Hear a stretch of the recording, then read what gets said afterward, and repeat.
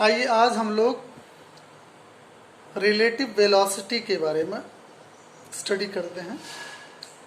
आपेक्षिक वेग या जिसे सापेक्ष वेग भी कहा जाता है, इसकी अवधारणा क्या है, पहले हम इसे समझते हैं। इसी आपेक्षिक वेग या सापेक्ष वेग को ही रिलेटिव वेलोसिटी कहा जाता है।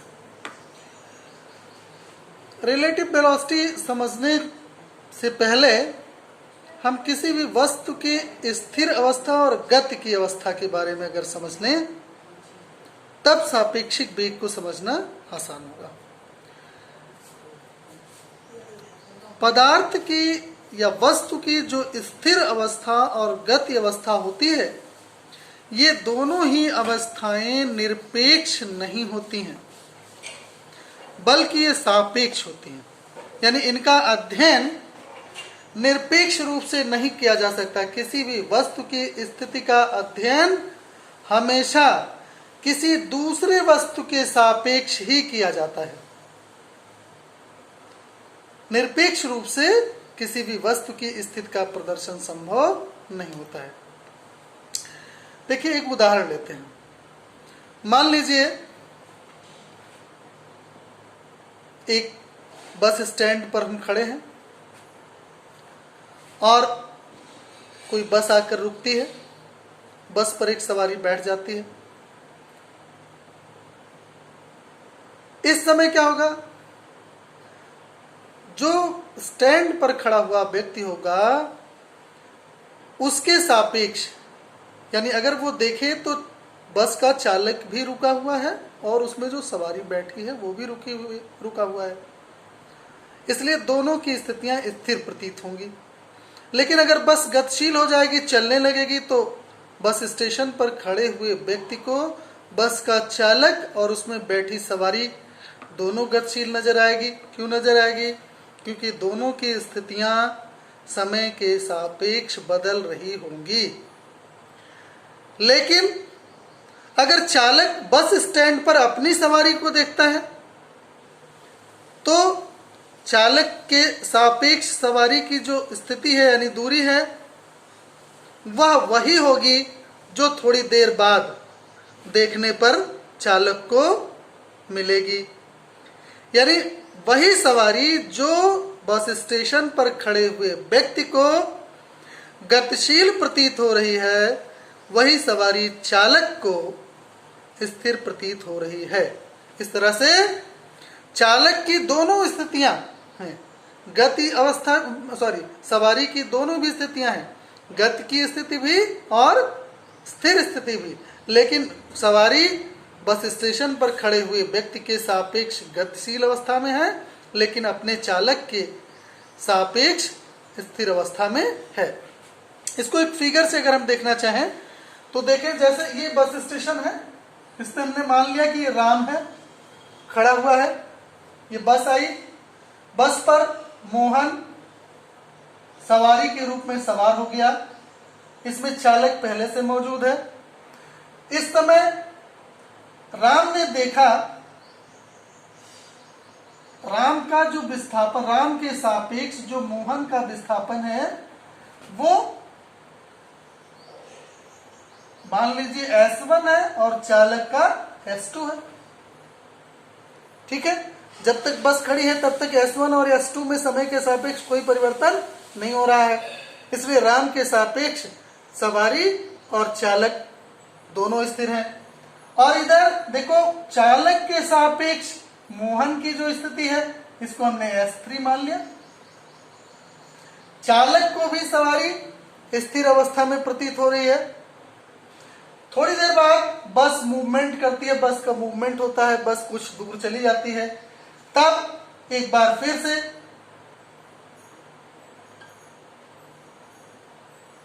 राम ने देखा मोहन की स्थिति अब क्या S1 ही है, बल्कि S1 ना होकर के S1 डैश हो चुकी है। यानी ये स्थिति बदल गई। सवारी की स्थिति, मोहन की स्थिति S1 जो थी राम के सापेक्ष, वो अब बदलकर S1 डैश हो गई है। इसी तरह से चालक की स्थिति भी S2 न रहकर S2 डैश हो गई है। यानी राम के सापेक्ष मोहन और चालक दोनों की स्थिति में समय के साथ परिवर्तन हुआ।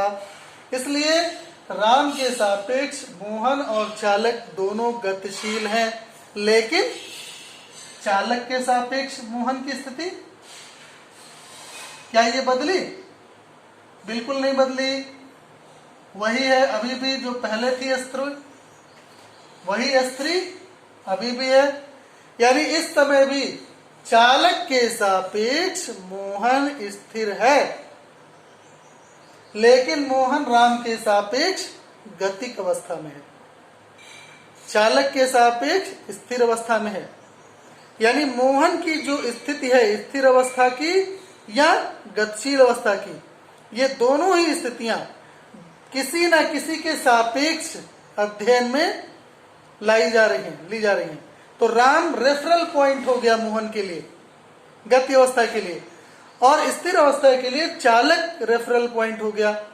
तो बिना किसी निदर्शी बिंदु के हम किसी भी वस्तु की स्थिति का अध्ययन नहीं कर सकते हैं। इसीलिए हमें गति या स्थिर अवस्था का अध्ययन सापेक्ष रूप से करना होता है। कहने का अभिप्राय यह है कि विस्थापन हो या वेग हो या त्वरण हो, इसका अध्ययन करने के लिए हमें किसी न किसी के सापेक्ष अध्ययन करना होता है। यही किसी एक बिंदु के सापेक्ष दूसरे बिंदु का जो वेग होता है उसी को रिलेटिव वेलोसिटी या सापेक्ष वेग या आपेक्षिक वेग कहा जाता है। जो स्वतंत्र वेग है, जो स्वतंत्र वेग होता है वो सापेक्ष वेग, उससे अलग सापेक्ष वेग या आपेक्षिक वेग होता है। इसको एक गणितीय रूप में हम उदाहरण से समझना चाहें तो इसको आसानी से समझ सकते हैं।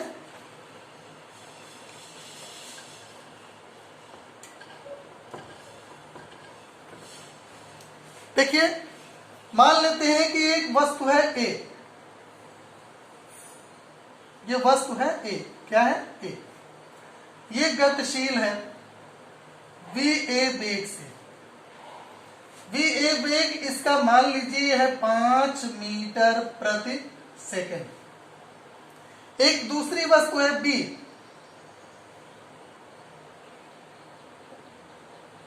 ये 2 मीटर प्रति सेकंड के वेग से गतिशील है, 2 मीटर प्रति सेकंड के वेग से है गतिशील।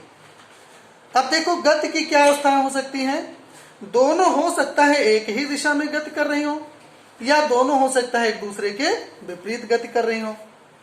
मान लेते हैं, पहली स्थिति हम मान लेते हैं कि A और B समान दिशा में गतिशील है।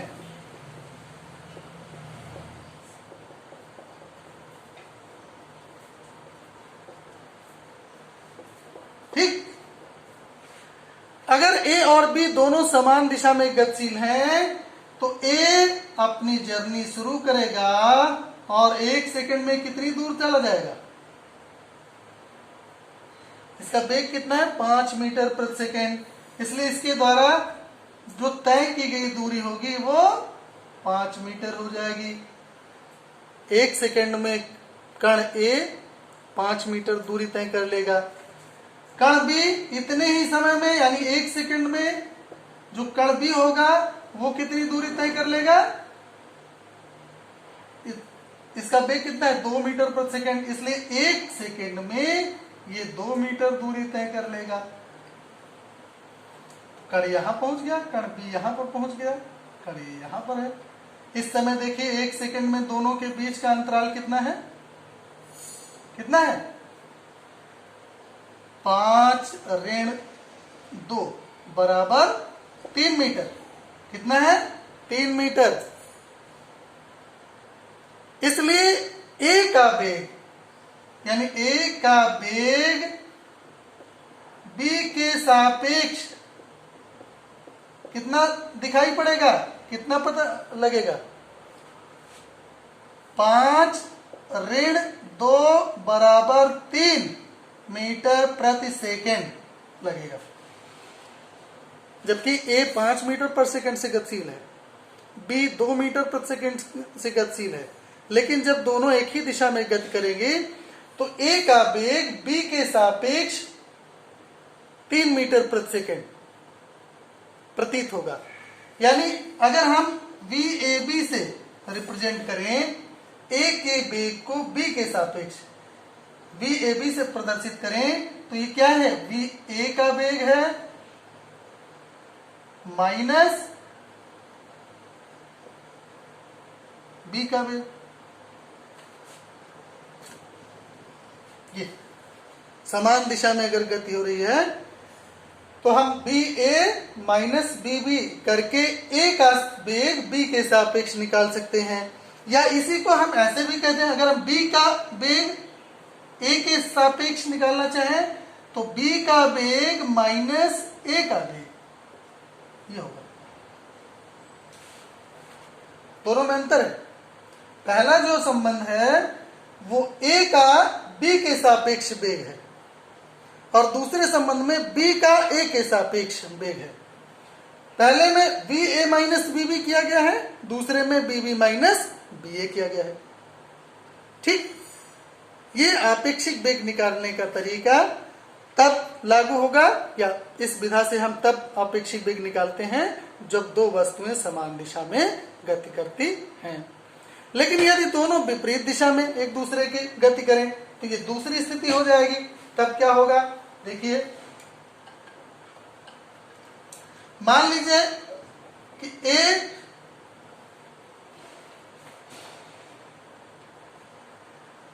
दाईं ओर गति कर रही है, यानी जब A और B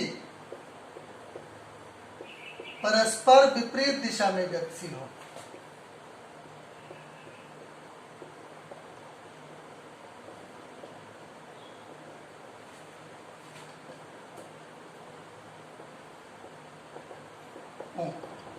यानी ए दाहिनी ओर गति कर रही है 5 मीटर प्रति सेकंड के वेग से और बी बाईं ओर गति कर रही है 2 मीटर प्रति सेकंड के वेग से।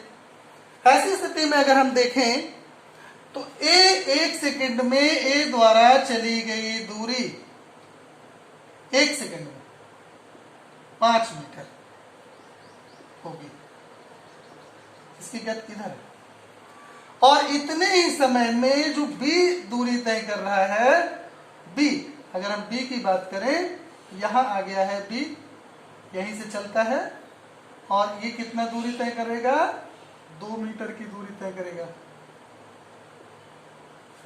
ठीक, अब देखिए 1 सेकंड में A और B के बीच का फासला कितना हो गया, 7 मीटर का फासला है। कितना है, 7 मीटर का फासला हो गया।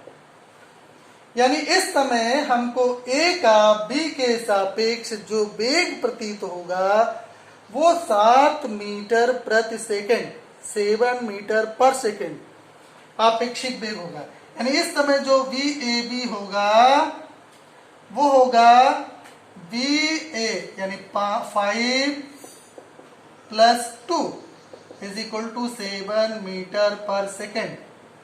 ठीक, या इसको हमने लिख दिया VAB बराबर BA प्लस BB।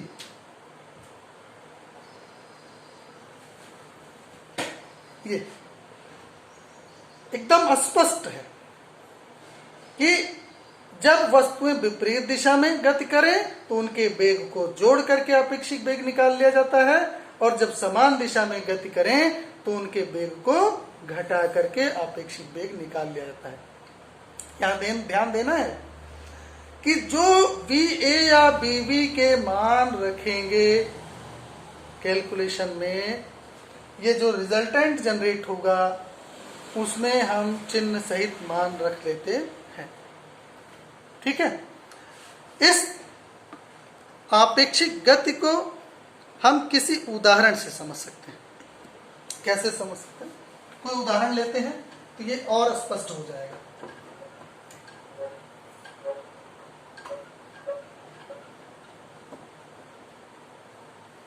उदाहरण से हम इसका एप्लीकेशन समझ लेंगे। अनुप्रयोग कि कैसे हम इसको कहां पर किस तरह से लगाते हैं।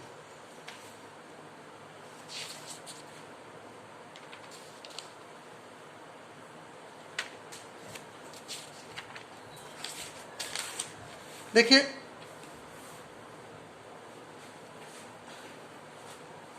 एक सड़क है, एक एग्जाम्पल ले रहे हैं, इस पर कारें दौड़ रही हैं। एक कार ये है,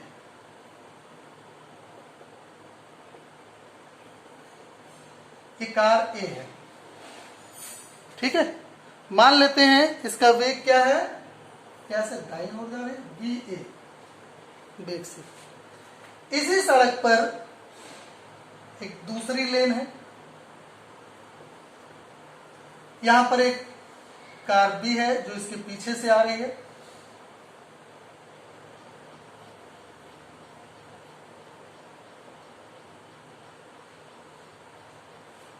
और एक कार सी है जो सामने से आ रही है।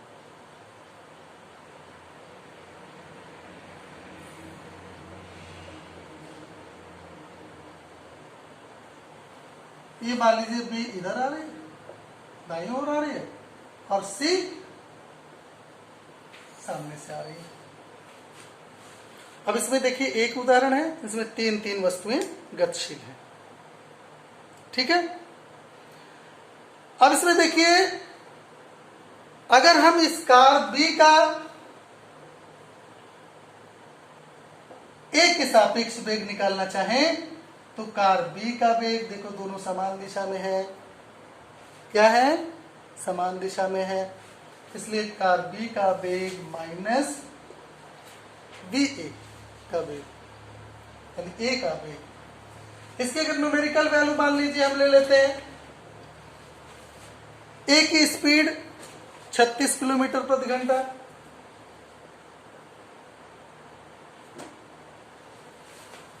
बी की स्पीड मान लेते हैं कि 54 किलोमीटर प्रति घंटा है,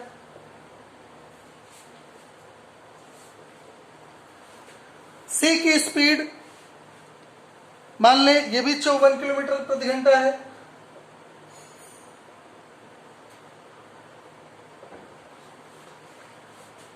ठीक है। तो ऐसी स्थिति में ए और बी दोनों समान दिशा में गतिशील होने के कारण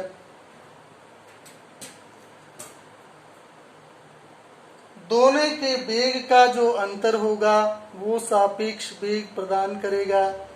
यहां पर क्या लिखेंगे, 54 बी का वेग ऋण ए का वेग 36 बराबर कितना हो जाएगा,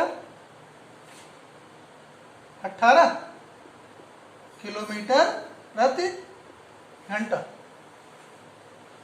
ठीक है ना, 18 किलोमीटर प्रति घंटा। क्या है इसका साइन कैसा है, पॉजिटिव, साइन यहां क्या आया है, पॉजिटिव, यानी इसकी जो डायरेक्शन होगी वो पॉजिटिव डायरेक्शन होगी, डायरेक्शन, ठीक।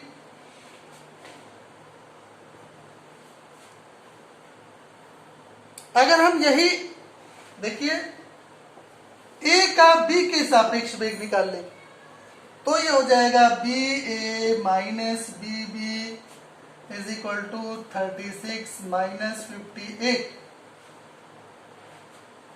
Is equal to minus 18 kilometre per hour. यानी ऐसी स्थिति में जो ये प्रभावी वेग आ रहा है, पॉजिटिव डायरेक्शन हमने दाहिनी तरफ माना है तो वो नेगेटिव डायरेक्शन में आएगा।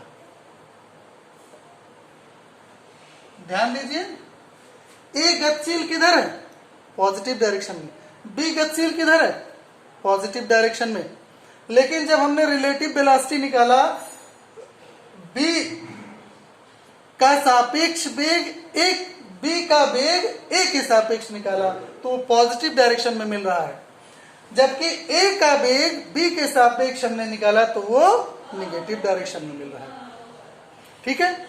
इसी तरह से सी के वेग की बात करें, अगर हम ये निकालना चाहें सी ए वी सी ए तो बी सी ए क्या होगा, बी सी ए दोनों देखिए परस्पर किस दिशा में है, विपरीत दिशा में है। किस दिशा में है, विपरीत दिशा में है, इसलिए ये होगा बी सी माइनस बी ए। अब यहां देखिए जब हम मान रखते हैं तो यहीं पर दोनों का हम ध्यान देंगे। एक जनरल इक्वेशन या तो हम जोड़ दें, अब जैसे एक जनरल इक्वेशन है कि परस्पर विपरीत दिशा में जा रही है तो दोनों को हम जोड़ देंगे, दोनों को जोड़ने के बाद जो रिजल्ट आएगा वो पॉजिटिव आएगा, लेकिन अब हमें उसमें डायरेक्शन बताना पड़ेगा। तो ऐसी स्थिति में एक जनरल फार्मूला हम इस्तेमाल करते हैं, इसको वेक्टर फॉर्म में अगर देखें तो ए का बी के सापेक्ष वेग, बी ए का वेग माइनस बी का वेग, हमेशा इसको इस्तेमाल करो, हमेशा। फिर आपको कई फार्मूले याद रखने की जरूरत नहीं है, एक फार्मूला अगर आप आपेक्षिक गति के लिए केवल ये याद रखें, इसी से सारी आपकी समस्या हल हो जाएगी। V A V is equal to V A minus V B. अब इसका जब भी प्रयोग करो वेग को चिन्ह सहित रख दो, बस यहां चिन्ह सहित रखेंगे। वीसी, वीसी की वैल्यू कितनी रखेंगे, 54 रखें, नहीं माइनस, क्यों, क्योंकि कार की जो गति है वो निगेटिव डायरेक्शन में है। माइनस वी ए की वैल्यू क्या रखेंगे, पॉजिटिव रखेंगे। क्यों रखेंगे, क्योंकि इसकी गति पॉजिटिव डायरेक्शन में है। तो ऐसी स्थिति में हमने इसको सॉल्व किया, 6 4 10 हो गया, 5 3 8 1 9, 90 किलोमीटर प्रति घंटा, और साइन क्या आया, माइनस। तो C का A के सापेक्ष वेग माइनस 90 किलोमीटर पर आवर हो गया। और इसी को अगर हम A का C के सापेक्ष वेग निकालें तो B A minus B C, इस तरह से। वी ए का मान हमने लिया 36 माइनस सी का मान माइनस 54, ये क्या हो गया, 36 धन 54 बराबर 90 किलोमीटर प्रति घंटा। चिन्ह कैसा आया, धन। एकदम स्पष्ट है ना कि बी सी ए जो मिल रहा है हमें वो ऋण डायरेक्शन में मिल रहा है, जबकि बी ए सी जो मिल रहा है वो किधर मिल रहा है, धन दिशा में। ठीक है, बिल्कुल इस फार्मूले में कहीं कोई संदेह है ही नहीं। वेक्टर फॉर्म में हम देखें कि V A B is equal to होगा, ये सापेक्ष वेग है, ए का वेग, जिसका वेग निकालना है, जिसके सापेक्ष जिसका वेग निकालना है वो पहले, जिसके सापेक्ष निकालना है उसे बाद में लीजिए। तो V A B is equal to यहाँ ए का वेग माइनस बी का वेग, वेक्टर तीर लगा दिया गया है। तीर लगाने का तात्पर्य सिर्फ इतना है कि यहाँ पर जब वी ए या बी बी की वैल्यू रखो तो चिन्ह का ध्यान रखते हुए रखें। ठीक, अब इसको अगर हम सारांश, इसको समराइज करें, पूरी स्टडी को हम समराइज करें तो कुछ नहीं है, बहुत सिंपल सी बात। देखिए, दो वस्तुएं हैं हमारे पास, ए है बी है, इनकी गतियां चाहे जैसे हो, चाहे दाहिनी तरफ हो चाहे बाईं तरफ, हमको ए का वेग बी के सापेक्ष चाहिए, तो हम ऐसे लिखेंगे, बी ए बी, एरो लगा दे रहे हैं, बी ए माइनस बी। जब बी ए और बी बी की वैल्यू रखो तो उसे चिन्ह सहित रखो, और यही चीज अगर बी का वेग निकालना है ए के सापेक्ष तो हमें क्या करना है, B V A is equal to vector B B minus vector B A.